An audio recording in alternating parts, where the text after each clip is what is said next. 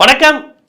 Jeeva cinema இந்த ஊடகம் தொடங்குறதுக்கு முன்னாடி நான் ரொம்ப யோசித்தேன். பல பேர் சொன்னாங்க, சினிமா நமக்கு செட் ஆகுமா அப்படின்னாங்க.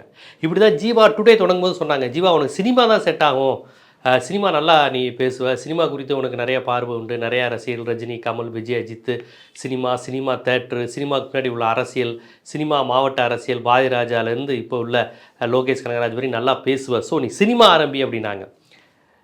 ஜீவா சினிமா ஆரம்பிக்கும்போது ஜீவா டுடே நல்லா சக்ஸஸ்ஃபுல்லாக போய்கிட்டு இருக்கு, ரொம்ப நல்லா பொலிட்டிக்கலாக அதுக்கு ஒரு மிகப்பெரிய ஆடியன்ஸ் உருவாயிட்டாங்க. அதனால் எதுக்கு சினிமா போய்கிட்டு அதிலேயே டெவலப் பண்ண வேண்டியதானே, அப்படி ஏதாவது சினிமா சேனல்னால் ஜீவா டுடேலேயே போட வேண்டியதானே நாங்கள்.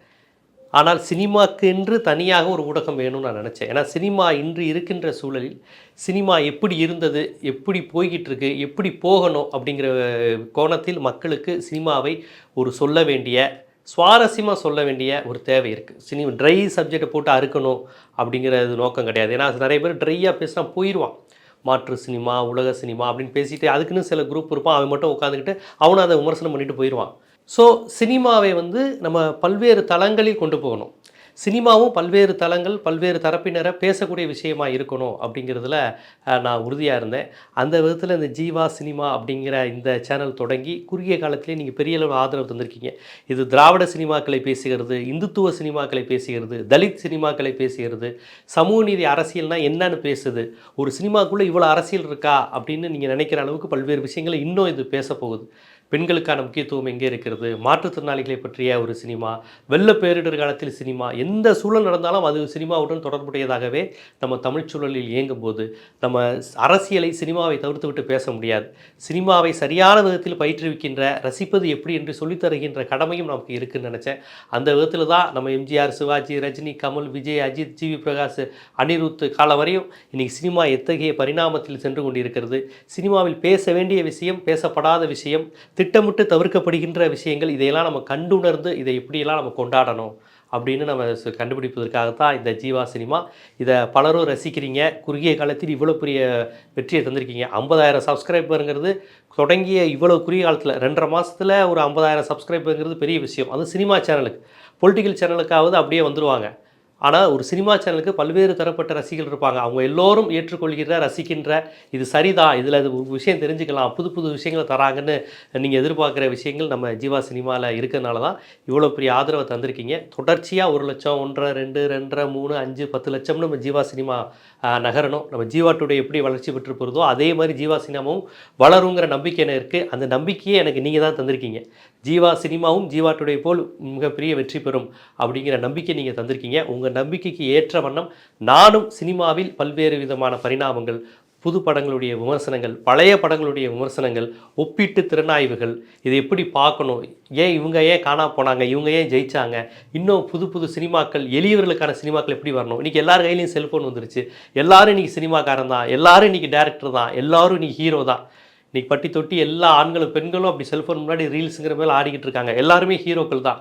ஆனால் இது சரியாக ஒரு தன்னை முன்னிலைப்படுத்துகின்ற, தன்னை தன் முகத்துக்கு கிடைக்கின்ற, தான் கலருக்கு கிடைக்கின்ற இந்த மாதிரியான ஒரு மனநிலையிலிருந்து விலகி தான் பேசுகின்ற கருத்துக்கு கிடைக்கின்ற அதுதான் ஹீரோயிசம்.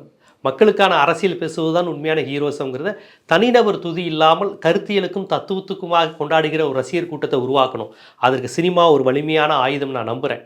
நாடோடி மன்னன் படத்தை பார்த்துட்டு, எம்ஜிஆரை பார்த்துட்டு அறிஞர் அண்ணா சொன்னார், ராமச்சந்திரா இது மாதிரி 3 படம் எடு, திராவிட நாடையே பெற்று வரலாம் அப்படின்னு சொன்னார். ஸோ அந்த அளவுக்கு சினிமா வலிமையான கருவி. லெனினும் அந்த கேமராவை பாட்டாளி வர்க்க அரசியலுக்கு பயன்படுத்தணும்னு சொல்லியிருக்கிறாரு. சார்லி சாப்ளின் எடிட்டிங், அந்த சினிமாங்கிற விஷயங்கிறது எவ்வளோ வலிமையான ஆயுதங்கிறத பலமுறை சொல்லியிருக்கார். ஒரே படத்தை எடிட்டிங் மூலமாக ஹிட்லராகவும் காமிக்கலாம், சார்லி சாப்ளினாகவும் காமிக்கலாம் அப்படிங்கிற விஷயத்த சொல்லியிருக்கார். ஸோ சினிமாங்கிறது ஒரு மாற்றத்திற்கான மிகப்பெரிய கருவி, அறிவியல் கண்டுபிடித்த மிகப்பெரிய ஒரு முக்கியமான ஒரு பொருளாக பார்க்குறேன். அதை நம்ம இல்லாதவர்கள், இயலாதவர்கள், பாதிக்கப்பட்டவர்கள், பெண்கள், ஒடுக்கப்பட்டவர்கள், இந்த நாட்டில் யாருக்கெல்லாம் குரல் வேண்டுமோ அந்த குரல் கொடுப்பதற்கான ஒரு கருவியாக, ஆயுதமாக சினிமாவை பயன்படுத்தணும். அதற்கு சினிமா எப்படி இருக்குன்னு உங்களுக்கு உண்மையை சொல்லணும். கமர்ஷியல் சினிமாக்குள்ளே மூழ்கிடாதீங்க, தரமான சினிமாக்குள்ளே வாங்க.